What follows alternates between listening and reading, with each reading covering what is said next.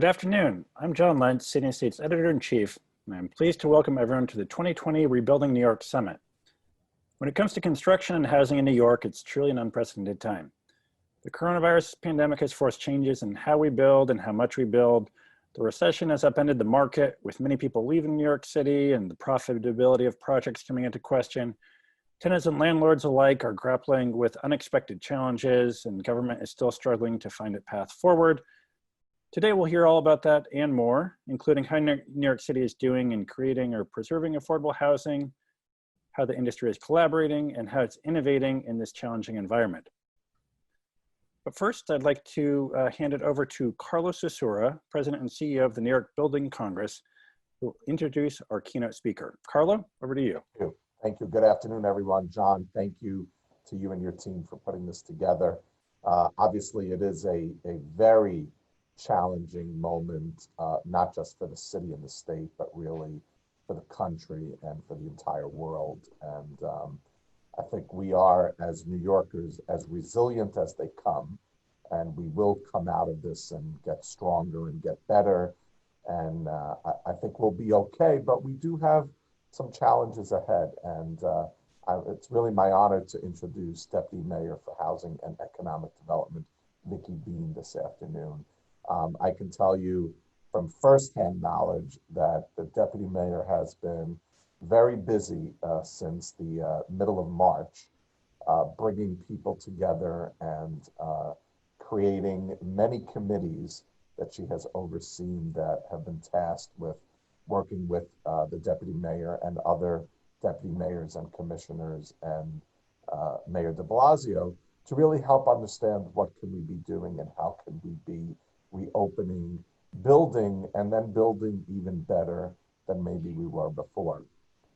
Vicky Bean is no stranger to, I think, everybody watching this today. She's a nationally recognized expert on land use, urban policy, and of course, affordable housing. She served as Commissioner of the Department of Housing Preservation and Development from 2014 through 2017, where she helped craft Housing New York, the mayor's plan to tackle the affordability crisis and create and preserve 200,000 affordable homes by 2024. After HPD made rapid progress, the plan was updated in 2017, setting a new goal of 300,000 affordable homes by 2026. As Deputy Mayor, she leads the administration's efforts to grow and diversify New York City's economy, invest in emerging industries across all 5 boroughs, and that's something that we share a passion for, build a new generation of affordable housing, and help New Yorkers secure great paying jobs of today and tomorrow. She oversees and coordinates the operations of over 20 agencies, offices, and affiliated entities. Again, I can say that I've been on the phone with the Deputy Mayor a lot in the last few months.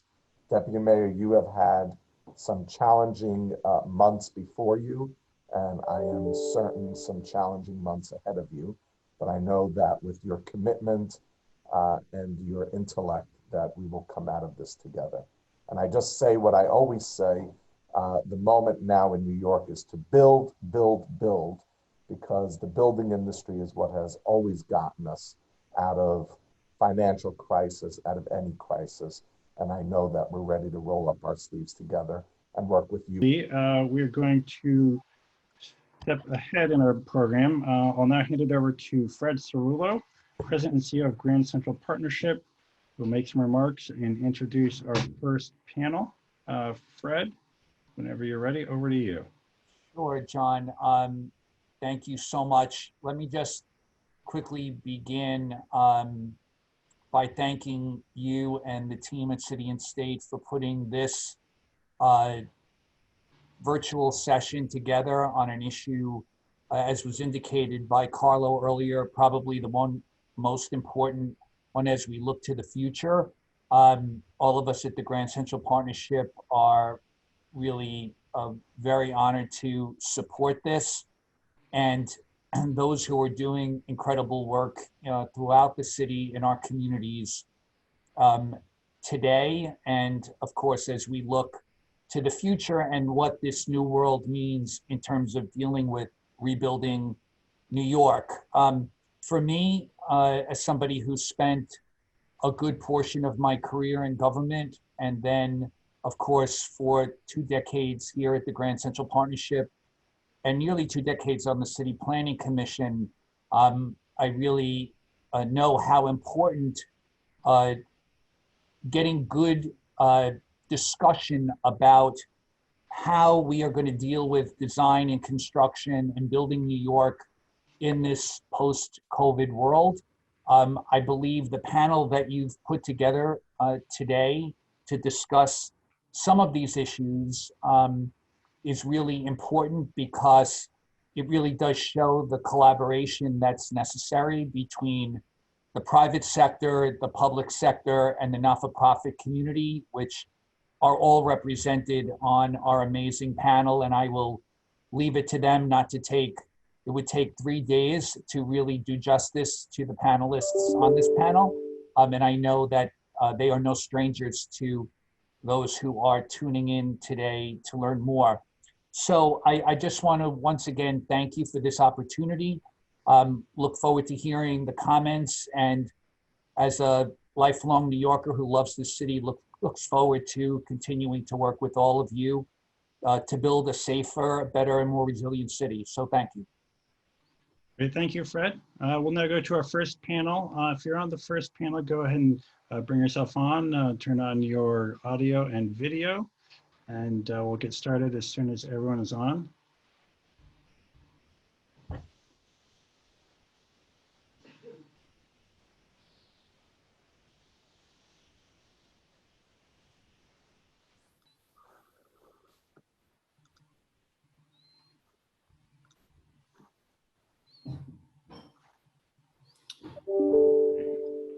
And we did have Jarrett Murphy of City Limits set to moderate. I'll go ahead and kick things off while he works out some technical issues on his end. And let's see, we, I think, are waiting on also Council Member Robert Cornegy. We have, let's see, Russ, Zachary Bernstein, Rafael, Cestero. There you are. Great. Fantastic. Well, to kick things off, let's see, the topic here is collaborative leadership in design and construction during the age of COVID-19. If each of you could just go down the line and then just briefly introduce yourself, what perspective you bring to this issue, and make a few introductory comments. And Gregory and Russ at NYCHA, let's start with you. Great, thanks, John, and thanks for inviting me today. And it's great to be on the panel and to be able to address the group. The CEO for New York City Housing Authority and have been in New York about 14 months now, and responsible for raising the capital that we need to invest in our buildings and reform the organization itself. So it's a pleasure to talk about collaboration and design, because we hope to do a lot of it in the near future. Great. And I do see our moderator, Jarrett Murphy, on. Jarrett, I'll hand it off to you. I just gave a kind of broad opening question to all the panelists. We've heard from Gregory Russ, just introducing himself and his perspective on the topic. So over to you, Jarrett. Very good. Thank you very much, John. Hi, everybody. Why don't we go next to Councilmember Cornegy to talk about the landscape as you see it in terms of COVID-19 and the challenges for building, construction, housing in New York City. How do you size it up? So thank you for having me on. I'm apologizing as to why my video is not showing. But listen, this pandemic and our COVID spending, which is at $9 billion, is having a very negative impact on us being able to support and undergird developers that are doing projects that are based around affordability. So a lot of those projects obviously are subsidized by programs that the city offers, and there'll be no availability for that, or it's going to be unique funding that's necessary in this crisis time to make those deep affordability projects come to fruition. So a lot of those are on hold or on standstill now because of the funding and the availability of the resources that are necessary to meet the administration's very aggressive 300,000 units of affordable housing through the developers and the subsequent programs that exist. So we find ourselves, and me as the chair of Housing and Buildings, really in crisis around housing affordability, especially with new projects and new units and working with developers. Thanks, and I wonder, Rafael Cestero from the Community Preservation Corporation, that is, I think, a very good summary of the challenges that confront the housing program as we know it. Do you think that the pandemic has exposed a different set of needs when it comes to housing? Do we think that we're dealing with a different problem than we were prior to March 15th? Thanks, Jarrett. It's a pleasure to be here. I think it's hard to know the answer specifically to that question. Having spent my entire 30-year career working in affordable housing in New York, including having the pleasure of leading HPD during the Great Recession, I think you don't really know where the crisis is going to take us. What I think we do know for sure is that there are two things that New Yorkers need now more than ever, and one, we need jobs, and we need to find a way to create jobs and get the significant number of people that have been unemployed due to this crisis back to work. And number two, we need to find ways to support the lowest income New Yorkers afford housing in our city.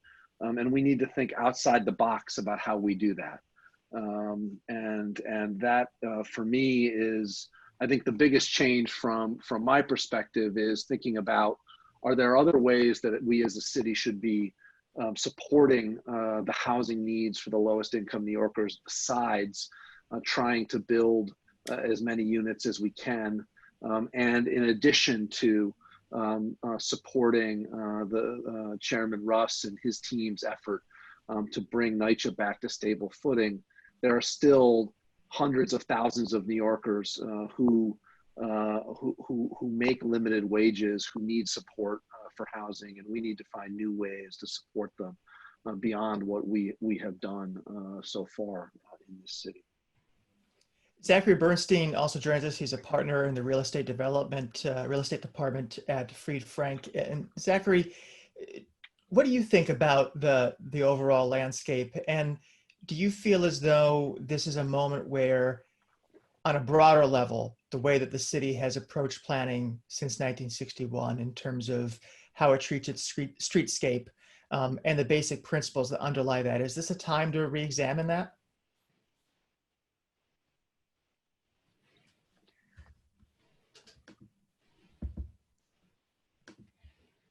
Zachary? Okay, he's there. Sorry. I'm back. I'm a novice on Zoom. We obviously have a lot of challenges going forward, and one of them is not knowing precisely what our economy is going to look like in the coming years. And planning in 1961, which is when the current zoning resolution was established, looked at buckets of different uses that were very much insulated from each other. So in some commercial districts, you're not allowed to have housing. Manufacturing districts prohibit some commercial uses, some school uses, and a lot of housing, as well as building code, housing maintenance code, multiple dwelling law. There are a lot of barriers up around flexible use of our building stock in the city, and I think we're going to need to look at ways to make that more flexible going forward. That has happened in the past through rezoning, such as in the Hudson Square district, where a manufacturing district was made more flexible to allow manufacturing and office uses to continue while introducing housing with affordable housing, which creates live-work communities where you're creating new jobs, you're supporting businesses around the clock. And I think this administration going into the next should be looking at ways to make that more flexible. I'll also say, I mean, to Rafael's comments that we need to support the lowest income levels, and that's more than just NYCHA. You know, obviously there are a lot of challenges that need a multi-pronged approach, and there's a lot of criticism of MIH, and you know, Rafael mentioned we can't just create more housing stock, but it's also not to be knocked, the benefits of creating more housing stock and having income variability within there, even if it's not always reaching the lowest income levels. I think we need to continue on a multi-pronged approach, and you know, the next administration and leadership going forward shouldn't lose track of what was accomplished earlier in this administration along those lines. So I kind of just want to add that I agree with that. I think that we've operated in terms of affordable housing, affordable commercial in silos, and I don't know where all of the urban planners have gone, but you know, we should be having a more nuanced approach. What the pandemic has allowed us to do is to begin to look at pivoting and shifting some of the existing rules and policy and making them more appropriate for the time that we're in. Right? We can't just bury our heads in the sand. I think that we have to have a very comprehensive and nuanced approach to the usage of buildings moving forward. And that's not as hard to do as you would suspect. We've had some non-successful endeavors. If you just look at what happened just recently at Industry Cities, there was an opportunity there, potentially, if everybody would sit at the table, to come up with a comprehensive plan in a time that calls for that. So I'm hoping that moving forward, we can begin to look. Listen, I'm not an economist, nor do I play one on TV, but I do know that in order to get us or steer us away from the recession that we're solidly in towards a depression, is to create jobs. Like, that's one of the ways to insulate from us going further into this recession and in the throes of a depression, if we can create jobs, and we shouldn't throw away the opportunities to do that. And it's going to take some nuanced leadership, and we can pivot and shift in this pandemic, and meet the needs of where the city is going. My daughter teased me the other day. She said, "Daddy, you got to skate to where the puck is going to be." Right, and a lot of times in this, that's my only athletic reference and hockey reference for sure. But we do have to, as a city, there's a reasonable expectation that us as leaders will be able to skate to where the puck is gonna be, actually. Okay, each panelist gets one sports reference. So I used mine already? Yes, that's it. I'm sorry. In overtime, you get another one. There's mine. But I want to bring in Omar Toravaca, who joins us. He's a senior vice president for real estate at Cestero, maybe to talk about something the council member just referenced, which is the process piece. You know, one thing that in the short term has obviously changed about land use planning, housing discussion in the city is the inability to have discussions, to have, you know, traditional engagement. Do you see that as an obstacle going forward? Do you think there's room for improving the process of discussing individual projects or coming up with some more comprehensive plan? Thank you, Jarrett. There is always room for improvement, no doubt, but I would argue and counter that perhaps it's not that the process doesn't work. What has happened is that there's a collective misperception that planning is for very few people to discuss, right? It's for the lawyers, it's for government, it's for policymakers, it's for agency leads. And in fact, you know, planning is something that most communities feel they want to be a part of.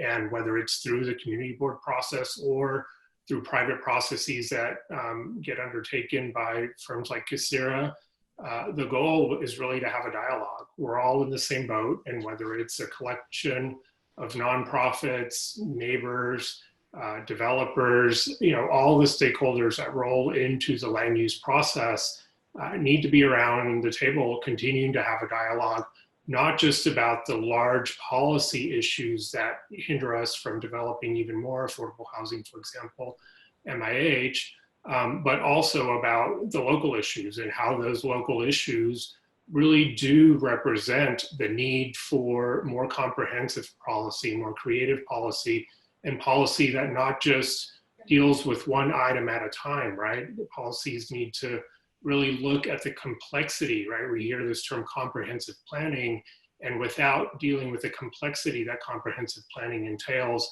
in a policy framework, we're really not going to make headway.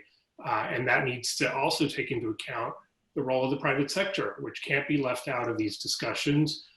Financing, land ownership, all of the traditional, private sector concerns, need to come to bear, as well as all of the individual concerns of people in each community. Well, this might be a good time to bring in, once again, Chairman Russ from NYCHA, because in terms of navigating resource constraints and figuring out ways to involve the private sector, that's been a theme of NYCHA's recently, including in your recent Blueprint for Change. Do you want to talk about that approach, and maybe there are some lessons from that that could be grafted more broadly onto the approach to housing in the city?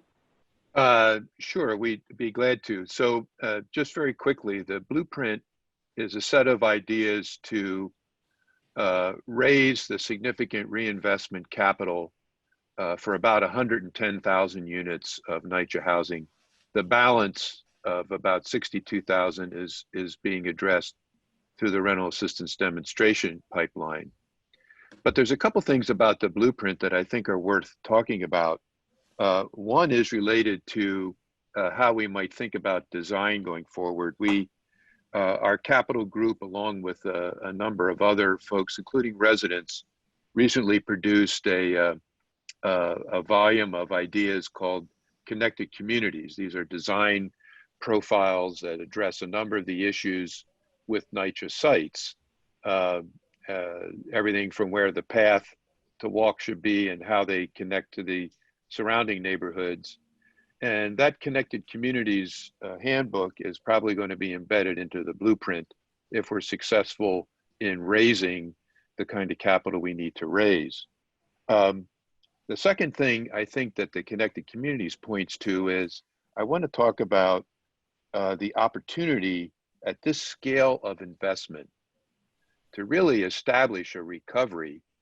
We're modeling for the Blueprint, we're modeling bundles of units in the 12 to 15,000 unit range with investments of $3.5 billion. And we have to do that like 5 times. So the potential for us with the city to actually create this new horizon, if you will, of investment and economic recovery is very real. And there's inside of that, there are a couple other important. One is the technologies that we bring to these buildings.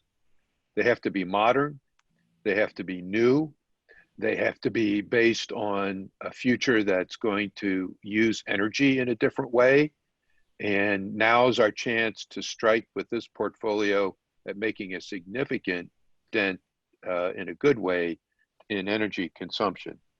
The second thing I think is health, and thinking about what these campuses and these properties should hold that would benefit both the neighborhood and the property itself in terms of health connection. And that creation of new technologies in these buildings is going to do 3 things. 1, the construction creates jobs. 2, at the level that NYCHA would be demanding parts and materials, it's not inconceivable we could create jobs through supply chain. And 3, we would have permanent jobs on the backside to teach people how to maintain these new technologies. So I think it could be, our scale is what is making this enormous, but the thinking inside of that, these multiple opportunities to grab a hold of something, I think applies more than just for us. So modernization, obviously important. I'd like to bring in Rafael to talk about, respond to what the chairman just said, but also to, the historical piece is something that people are referring to a lot in this crisis, hearkening back to early crises and the lessons that history has for New York City. And you certainly helped navigate HPD through the response to the most recent economic crisis of the financial crisis of 2008, 2009. Doesn't really match this in terms of scale, but what lessons do you think that history has for navigating this one?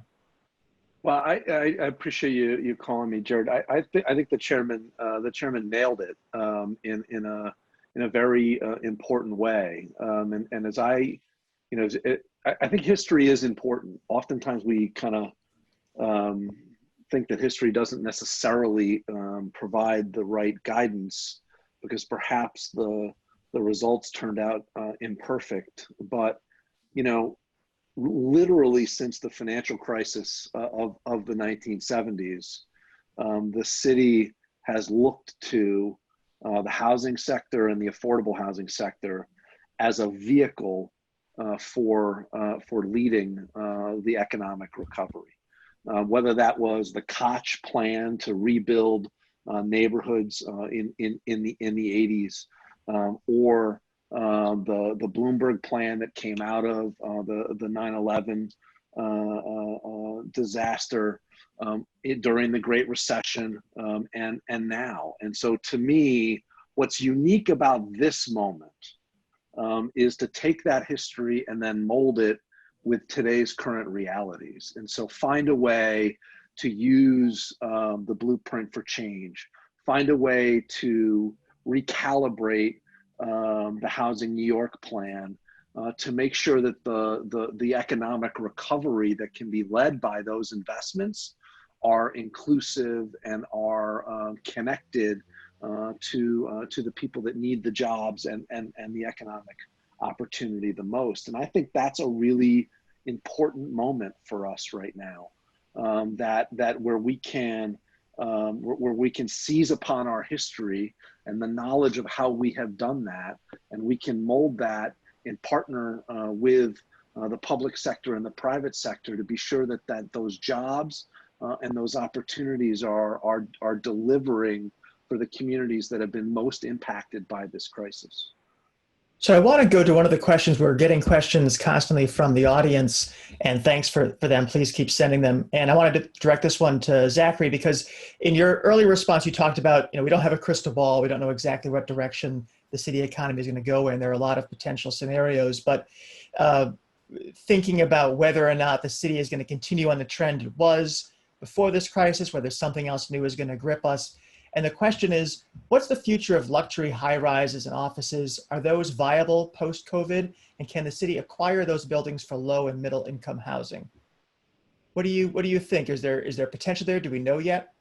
It's a good question. No, we certainly don't have a crystal ball. I mean, I have plenty of clients who are looking out to the future to build new office towers in the city. And so many people in the business community in New York City see a bright future for New York City to come back. But, to my point earlier, I think we have to be able to be flexible in how we use our building stock. And so, if there are buildings that are not selling, that were built as luxury condominiums, for example, we need to be able to shift in how we're using that space. Maybe more importantly, where the constraints really are is in commercial buildings. And I think we have a lot of more aging office stock. It's less the new towers that have been built, but the aging stock that we have in the city of office and industrial use that we need to free up some of the barriers to using them. I also wanted to say something playing off of Rafael and the chairman's comments, and using economic development real estate in order to get jobs back and bring your economy back.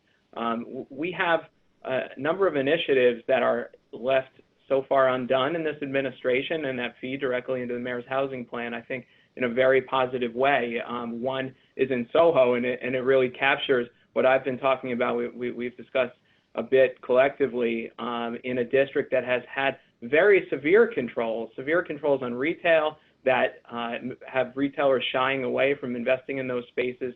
And it's especially important to be able to welcome retail back in a way that doesn't have the current strictures in Soho. And you also have very restrictive housing rules that have kept that a very, very exclusive neighborhood.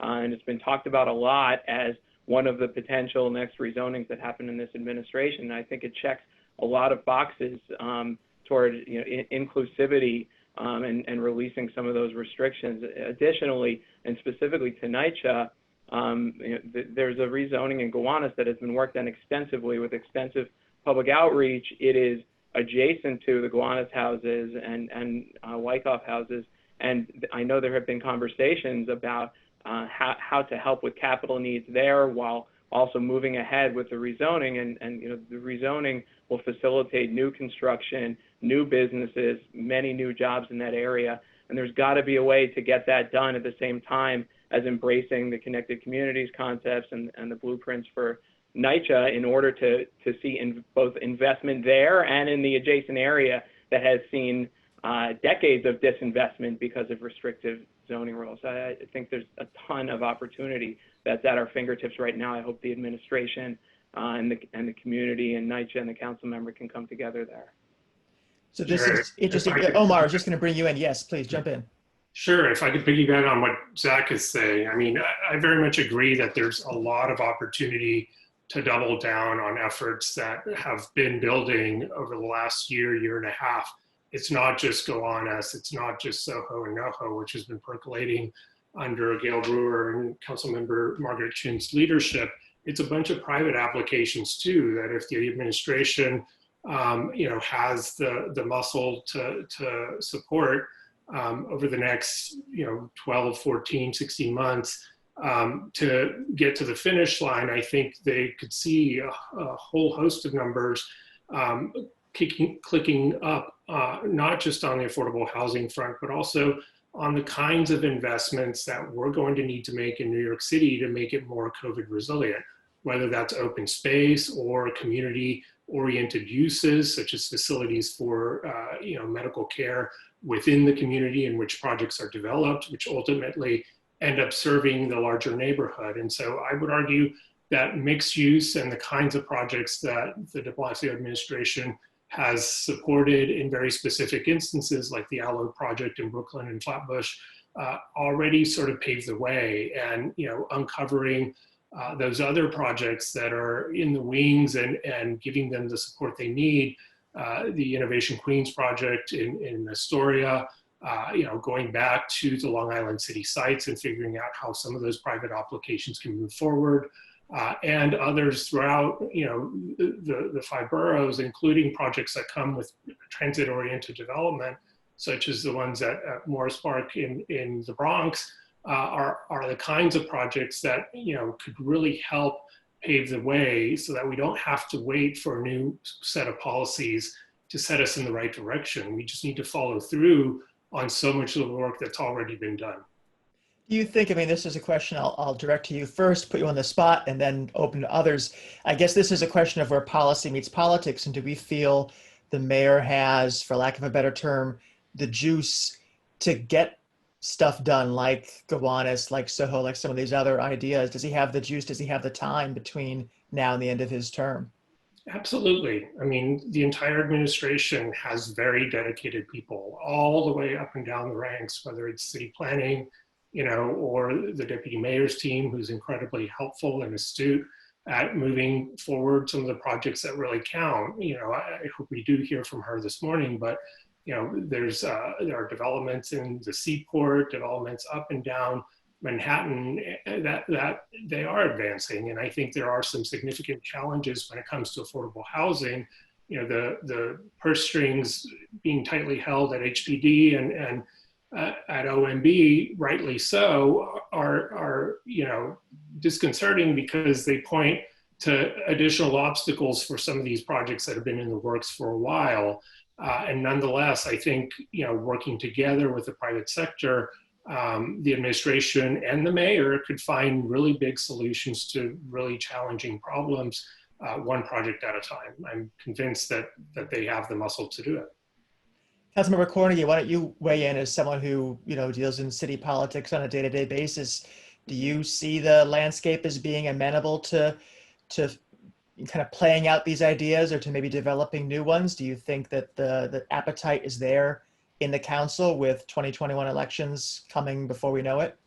I think some of us realize that whatever we do over the next few months or our remaining tenure will set the stage for how we move as a city. So I think what it is whether or not people are willing to spend the political capital to get these projects done. So the answer is yes. The mayor has the capacity and like was mentioned before, has the knowledge and everything up and down the spectrum to get it done. It's a matter of whether or not the council and the administration want to spend the political capital. And it's challenging times. There's been pushback on major projects that we've witnessed, right? So whether people want to spend the political capital on that pushback and really just kind of stand up and say, we've got to move the city in a particular direction simply based on how the pandemic has exacerbated already existing issues. The issue of filling commercial space has been a growing issue based on the way that we do business today.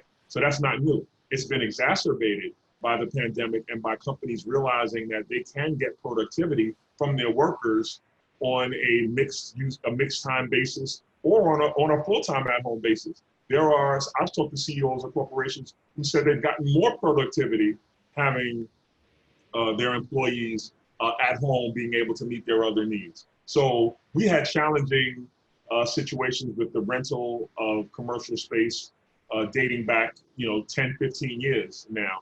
This has all been exacerbated. So whether or not we're willing to stand up and spend our political capital to move the city in a way that's towards resiliency and recovery. And that's the word everyone's using, but that's going to take political capital. And it's going to take a little bit of pushback. We're seeing pushback on major projects throughout the city of New York that could potentially, I don't want to argue that during this call, have created jobs or created economic opportunity, development opportunity, and there's been major pushback. So, we're in a very bizarre kind of period right now from an administration standpoint and also from a council standpoint. I think it's going to take political capital, and Rafael also like capital, right? This brings us to the resource question, and that's something the city is going to have to deal with, at least in the short term. So yeah, I mean, look, I think it's hard to overstate the budgetary challenges that the city faces. So I think we all need to just accept that reality. However, I think there's two things that are important here that the council member so eloquently hit on. One is that we can't be afraid to change course. If we learned one thing during the Great Recession was we needed to think about how to change course. We need to think about how to do things differently to respond to the needs that are immediately in front of us. And so we need the leadership to step up and say, yeah, we need to change course here. The second thing that's important to know is that despite the budget cuts that have happened, the HPD capital budget is still bigger after you adjust for inflation today than it's ever been in the agency's history. So there are resources there. And if we're willing to shift strategy and we're willing to define the clear strategy and we can have the leadership push those resources out, I do think we can get things done. We've shown in this city that we can get things done during challenging times. And I think we really need that willingness to spend that political capital to do those things. And I think, frankly, the city would embrace that in a wholehearted way if a strategy were to be articulated for how we can deploy resources to be able to help push the recovery forward. Greg, Russ, I want to ask about process again before we move on to some other topics. And obviously, the vision that we pursue as a city, whatever steps and policies we want to implement, it probably isn't going to work as a 100% top-down thing. Probably shouldn't work that way. So engaging the community, getting buy-in is going to be important. And that's obviously been true for NYCHA as well. Past plans to try to deal with the fiscal problems there have run into real resistance from communities. Given the challenges of basic human contact in the pandemic, how are you guys approaching engagement around the blueprint and some of the specific projects that will be part of that? So we have been obviously impacted, as all of us, by the restrictions that are placed on gatherings and so forth. So we have been either doing one-on-one briefings with resident leaders, electeds, other stakeholders, up through and including resident town halls, where we'll have several hundred people on a call, Zoom or one of the other softwares, and engaging that way. We have provided additional information through other sources as well, especially to resident leadership. The one thing we are looking at, we've had a number of residents and others say, well, some of the restrictions are a little softer than they were at the start. Can you do any in-person meetings?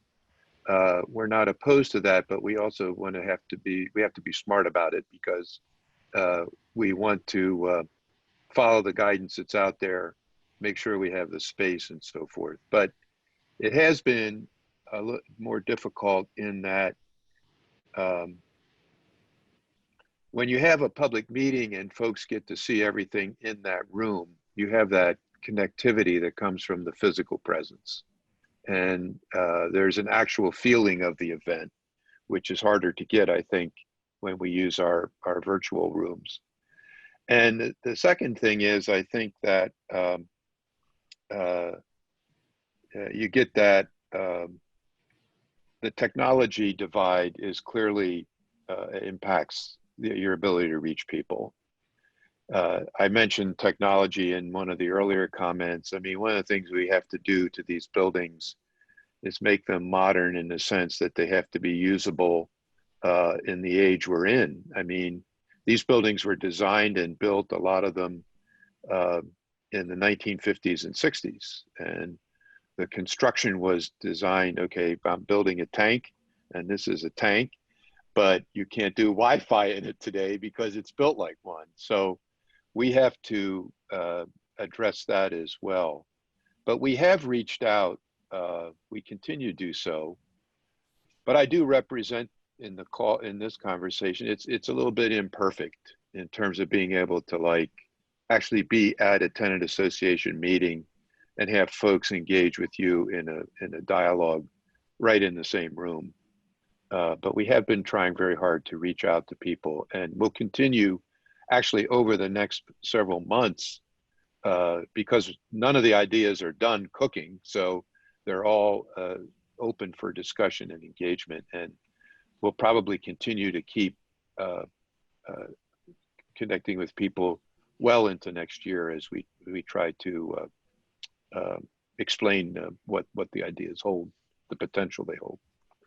I just wanted to say I would be remiss if new technologies was mentioned at least twice in this conversation. And I just want to say that the internal technologies is one component, but there's external use of technology that's really going forward.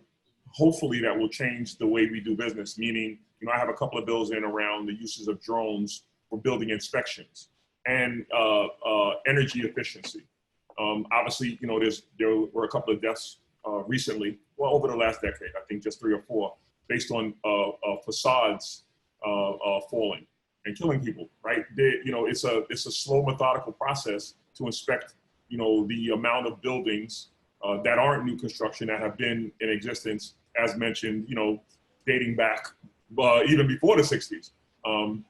So the reality is we have to bring new technology and advanced technology in order to be able to meet the need of the decaying buildings. And I don't mean decaying architecture, not based on its architecture, just based on years. So that new technology could potentially, literally and figuratively, saves lives. So the use of technology internally is what we initially discussed, but there's a use for technology around buildings and building maintenance and infrastructure and energy efficiency moving forward that I'm hoping, we'll collectively agree upon in the near future. Councilman, let me stay with you for a second, because I want to get into the jobs in the time we have left. And obviously it's not just a question of a number of jobs, but what kind of jobs and who gets them, and also the contracts behind the building of some of these new structures that we're talking about. The city's MWBE program and the question of inclusivity, how good was that at the moment that the pandemic started to shut things down? And are there new considerations around inclusion that we need to work into some of these plans and policies in light of what we learned during the pandemic? Right, so this also gives us an opportunity to pivot and shift and to make sure that New York City does business differently. We were on the throes of being more integrative of MWBE contracting, getting more MWBEs to be primes as opposed to subcontractors, which seemed to be where the bulk of MWBE participation was.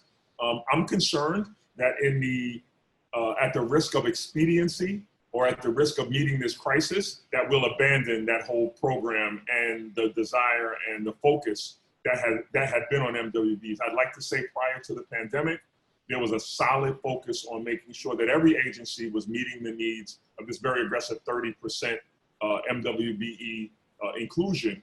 And I don't want to abandon that because we're in a crisis. And it's very easy to go back to who you're accustomed to doing business with because of expediency, because of trust, because of a whole bunch of different things. And I want to like kind of push back against the idea that we would do that we would either consciously or unconsciously go away from the gains that we've made in MWBEs throughout the city and throughout the agencies. There's an easy opportunity to do that because we're so focused on making sure that there's recovery and resiliency. That recovery and resiliency can absolutely include MWBEs, and it should. So I just want to make sure, and I thank you for bringing it up, because that's definitely a concern for me as the chair of the MWBE Commission on the council side, who also works with the MWBE on the administration side, and I want to give them full credit. They've done a yeoman's job. Janelle Doris out of the mayor's office has done a great job. But I want to push back on the idea that in order for us to move quickly and to pivot and shift quickly and into recovery and resiliency, that we would do away with the program as it's been prescribed. Definitely. A council member raises, sorry, Jarrett, just to piggyback on the council member, what he raises is very true. Small businesses in communities that have been hard hit by COVID have a much harder time recovering than some of the companies that have traditional access to some of these prime contracts. And, you know, that's been well known for a while that, you know, the contracts don't always make it to the communities in which the projects are being built. The jobs don't necessarily directly go to the adjacent neighborhoods and the people who will ultimately end up walking by the development with no benefit. And so redoubling on this local participation effort and figuring out the ways in which access to training and access to, you know, the ladder that leads to, you know, a sub eventually being able to graduate and play in the bigger leagues with primes is something that I think falls on both industry and government to figure out an equation by which more people have access to the money and the contracts and the bounty that comes with large-scale development.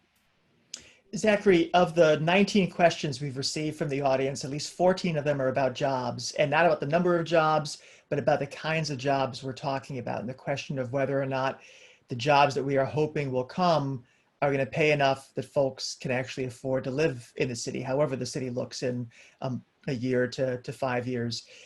Do you think that that's something that the city is figuring into its discussion of planning for the future? Is that something that is appropriately considered when we are talking about these projects? And how do we structure these deals to make sure that we're not just talking about creating a lot of low-paying retail jobs that put people essentially in the same situation they already are in?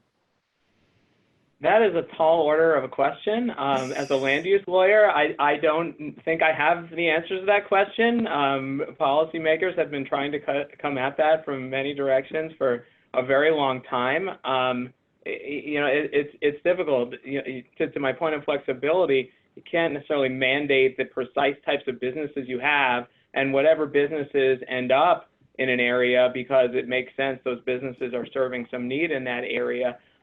They're in a competitive marketplace. And so, you know, it's a much broader question. I mean, many retail jobs in this country and in this city barely support a household or do not support a household. And, you know, there's been a push on minimum wage, but it's a broad-based policy issue that I do not think I have the answers to. I will say that economic development is important for there to be jobs in economic activity, and I think the next administration should see the business community and the real estate community as allies and work together to both facilitate economic activity while addressing many of the issues we're talking about on the phone of affordability of housing, which remains a very difficult proposition in New York, and the jobs, well-paying jobs that are needed in order to really feel a part of that economy. I just want to give you a chance quickly to talk about that. I want to stay with Zachary for a second because that reminds me, something you've talked about before is the question of how the city right now, the administration handles as of right development. And I think you see some potential there without even reinventing the wheel to extract more value from what we already have in the map. Well, I'll say, there have been some good models. First of all, New York City has as of right development. If you comply with the zoning rules, you can build something. And I think it's important in changes to zoning to stay with that model. East Midtown was a shining example of that, in that it aimed to facilitate new development, building new office buildings to replace aging buildings that weren't serving the city's needs anymore, while at the same time requiring certain improvements to transit or other contributions to public realm funds, but doing so in an as-of-right manner. And so the zoning gets done, and then it's all laid out how a developer is required to contribute. And that's a model that can continue in a way that brings down the barriers of having to go back through a whole other public approvals process. I'll also say that in as-of-right development, sometimes you still get stuck at the buildings department. New York City is still not the easiest place to develop, notwithstanding that it's as of right. And I would urge this administration, the next administration, to have a Department of Buildings that is with the program on that wants to see buildings go up so businesses can move in and jobs are created, rather than being overly responsive to every not in my backyard position that just doesn't want to see development happen.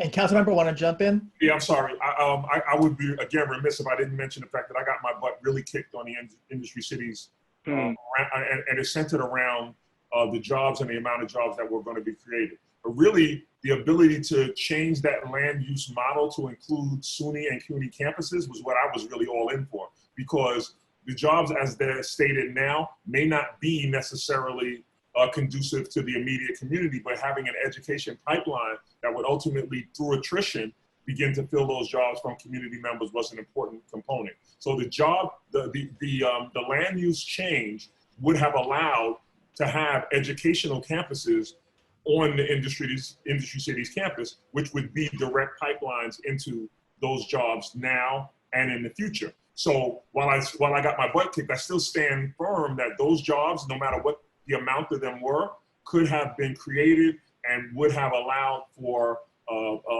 long process of integration into those jobs through an education process that those campuses, either SUNY or CUNY, would have provided.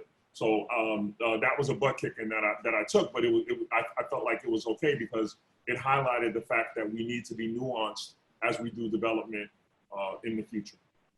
So we have time for, I think, one more round of question and answers, and I'd like everyone to jump in on this one because it came in through the audience. I think it's very apropos.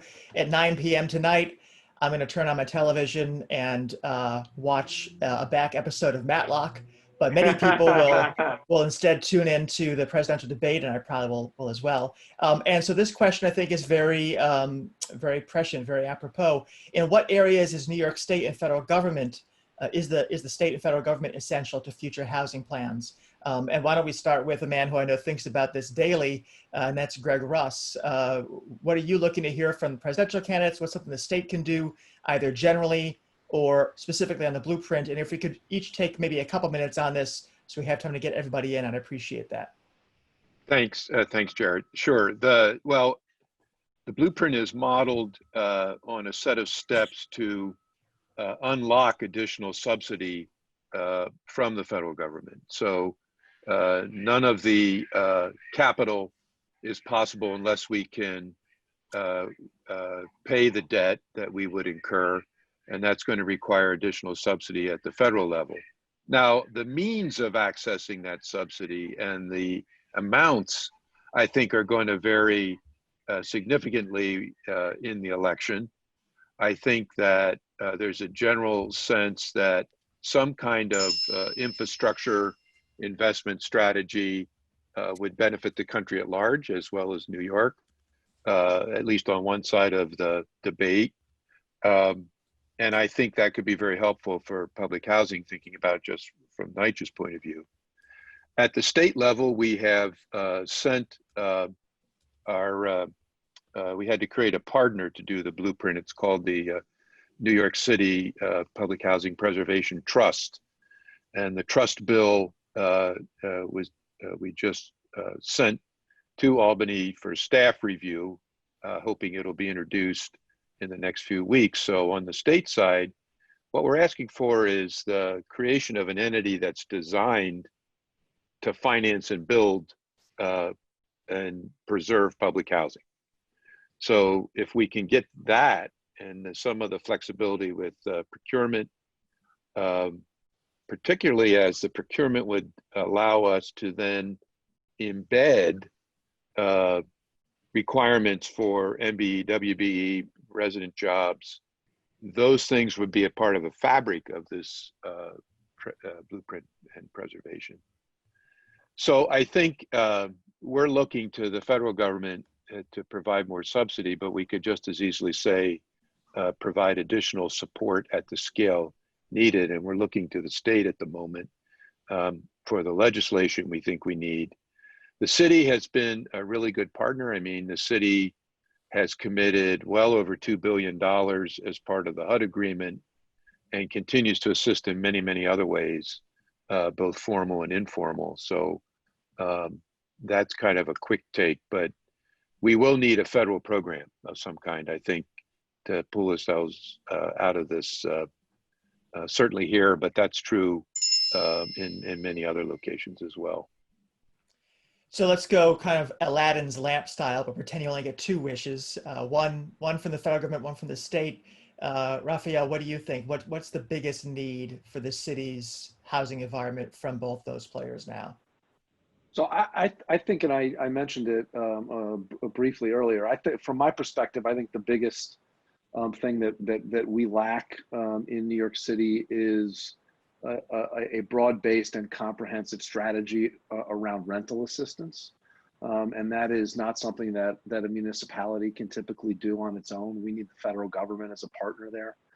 I was excited about the fact that each of the Democratic presidential candidates had as a part of their platform rental assistance as an entitlement essentially for the lowest income people in this country. I think it's the only way we get ourselves out of the cycle that we're in around how do we provide for the housing needs of the lowest income people. We're not going to build our way out of it. I've been trying to my entire career, as have many of the other people in this conversation. And so I think rental assistance is something that we need from the federal government. And from the state, you know, I think what we need from the state is partnership, and we need a partner at the state level that can do the kind of things, help us do the kind of things that the chairman talked about, but that also can help marry resources between the city and state to help solve the problems that we have here.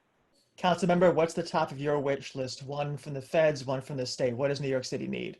Well, definitely from the feds, we need not only rental assistance, but foreclosure assistance.